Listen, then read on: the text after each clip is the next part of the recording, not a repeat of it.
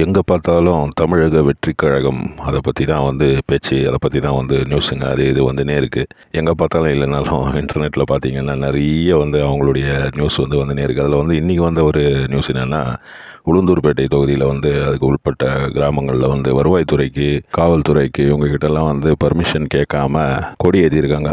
அதில் வந்து பரணி பாலாஜி அப்படின்றவர் அந்த மாவட்டத்துடைய செயலாளர், தமிழக வெற்றி கழகத்துது, அவர் மேலேயும் 20 பேர் மேலேயும் வழக்கு போட்டிருக்காங்க. இந்த மாதிரி வழக்குகள் இந்த மாதிரி இதெல்லாம் வரும்போது என்னென்னா, இதெல்லாம் ஒரு ஆடாக மாறிடும் அந்த கட்சிக்கு. அதுதான் இப்போ நடந்துன்னு இருக்குது. அது மட்டும் இல்லாமல் பெரிய ஒரு ஐடி விங்கே வச்சுருக்காரு தளபதி விஜய் அவருடைய இந்த தமிழக வெற்றி கழகத்துக்காக. முதல்ல வந்து இக்கு போடல, பேரில் வெற்றி முடிஞ்சு வெற்றி கழகம் அப்படின்ற அந்த இக்கு போடலன்ட்டு ஒரு இஷ்யூ ஆச்சு. உடனே அவர் வந்து அந்த தப்பை ஒத்துக்குன்னு அந்த இக்கு போட சொன்னார். அந்த தப்பை ஒத்துக்கிறதுன்றது பெரிய விஷயம் இல்லை, நாங்கள் இப்படி தான் வைக்க போகிறோம் அப்படின்ற மாதிரி பேசி அதை வந்து அசிங்கப்படுத்தாமல் வெற்றி கழகம் உடனே அதை ஒத்துக்குன்னு அதை பேரை மாற்றிட்டாங்க. அதுக்கப்புறம் இப்போ புதுசாக லேட்டஸ்ட் அடுத்த நியூஸ் என்னென்னா, 2 கோடி உறுப்பினர்களை சேர்க்க போகிறோம் அப்படின்ட்டு அந்த பார்ட்டியோடைய அந்த தமிழக வெற்றி கழகத்துடைய மெயினான ஆள் புஷி ஆனந்த் அவர் வந்து சொல்லியிருக்காரு. அது வந்து நேற்று ஒரு ப்ரெஸ் கான்ஃபரன்ஸ் மாதிரி கூப்பிட்டு அவர் பேசினார்.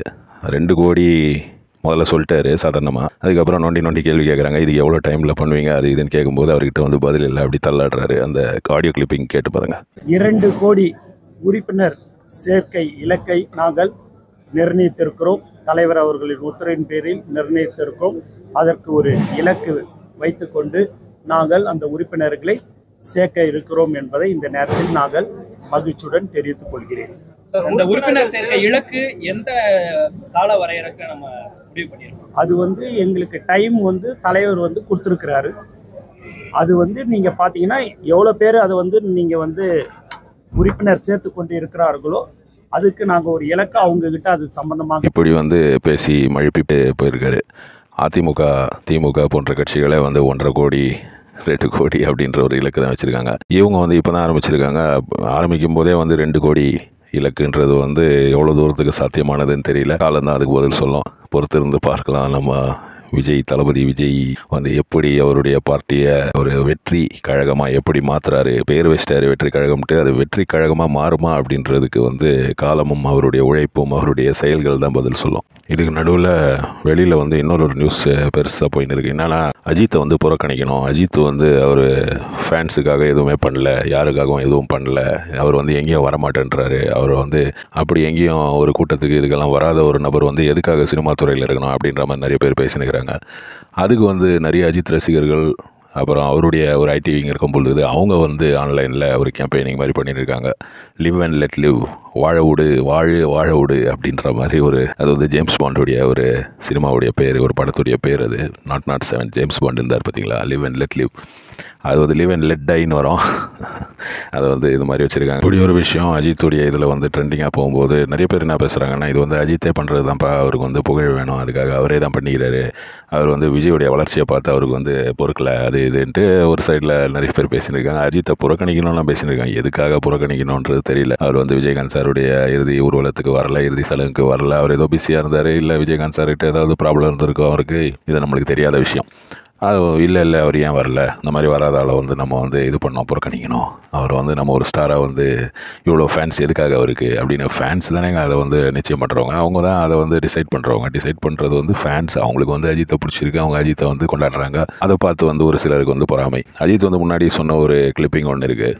அதில் அவர் என்ன சொல்லுவாருன்னா, ஃபேன்ஸ் வந்து எதுவுமே எதிர்பார்க்கறது இல்லை, ஃபேன்ஸ் வந்து அவங்களுக்கு ஜஸ்ட் ஒரு ஃபோட்டோ எடுக்கணும், ஜஸ்ட் ஒரு செகண்ட் பேசணும், ஹலோ சார் அப்படின்னு சொல்லணும், அவ்வளோதான் அவங்க எதிர்பார்க்குறாங்க. அதையும் மீறி வந்து அவங்களுக்கு ஒரு வாழ்க்கை இருக்குது, அவங்களுக்கு ஒரு லைஃப் இருக்குது, அவங்க வந்து டைம் வேஸ்ட் பண்ணக்கூடாது. நீங்கள் வந்து டைம் வேஸ்ட் பண்ணாமல் இந்த ஃபேன்ஸ் அசோசியேஷன் அது இதுன்றலாம் உங்கள் டைம் வேஸ்ட் பண்ணாங்க, உங்கள் வாழ்க்கை உங்கள் பொழப்பை பாருங்கள் அப்படின்ற மாதிரி முன்னாடி பேசியிருப்பார். அது எல்லாருக்கும் தெரிஞ்ச விஷயந்தான். அஜித் வந்து எப்போவுமே அவர் வந்து சினிமா துறையில் வளர்ந்து வர டைம்லேயே வந்து அவருடைய ஃபேன்ஸ் அசோசியேஷனை கலைச்ச ஒரு நடிகர். அவர் ஒரு பெரிய ஒரு ஸ்டாராக இருக்கும்போது, அவ்வளோ ஃபேன்ஸ் இருக்கும்போது, ஃபேன்ஸ் அசோசியேஷன்லாம் இருக்கும்போது, அந்த ஃபேன்ஸ் அசோசியேஷனே வேணாப்பா எனக்கு, நீங்கள் வந்து போய் உங்கள் பழப்பை பாருங்கள், சினிமா வந்து பாருங்கள், என்னுடைய படம் வரும்போது வந்து பாருங்கள், இல்லை பாராட்டுங்க, என்னுடைய நடிப்பை பாராட்டுங்க அப்படின்ற மாதிரி சொன்னவர் தான் அஜித்.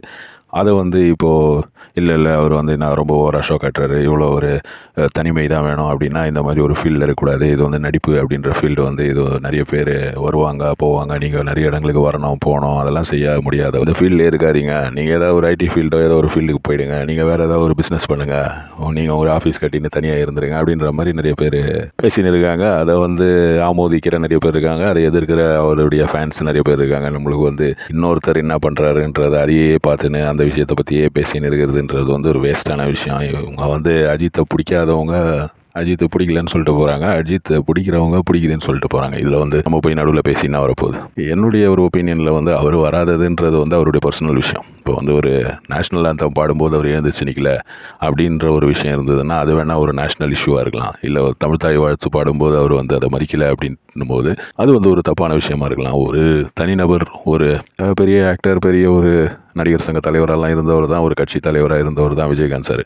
அவர் வந்து இறந்த போது அவருடைய இறுதி சடங்குக்கு அவர் வரலைன்றத ஒரு விஷயமா வச்சுன்னு அதை பற்றியே பேசி அவரை வந்து வெறுப்பேற்றி காண்டேத்தின்னு இருக்காங்க இப்போ வெளியில் இருக்க பலரும். அது வந்து எவ்வளோ தூரத்துக்கு ப்ராக்டிக்கலான ஒரு விஷயம், ஒரு நல்ல ஒரு விஷயம்ன்ட்டு எனக்கு தோணலை அதை பார்க்கும்போது. என்ன இருந்தாலும் அடுத்த நாட்களில் அஜித்தும் ஒரு பார்ட்டி தொடங்குவாரா அப்படின்றது தெரியல. ஏன்னா விஜய் ஒன்று தொடங்கிட்டாரு, விஜய் ஒன்று தொடங்கினோடனே இவர் ஒன்று தொடங்குவாரா அப்படின்றது தெரியல.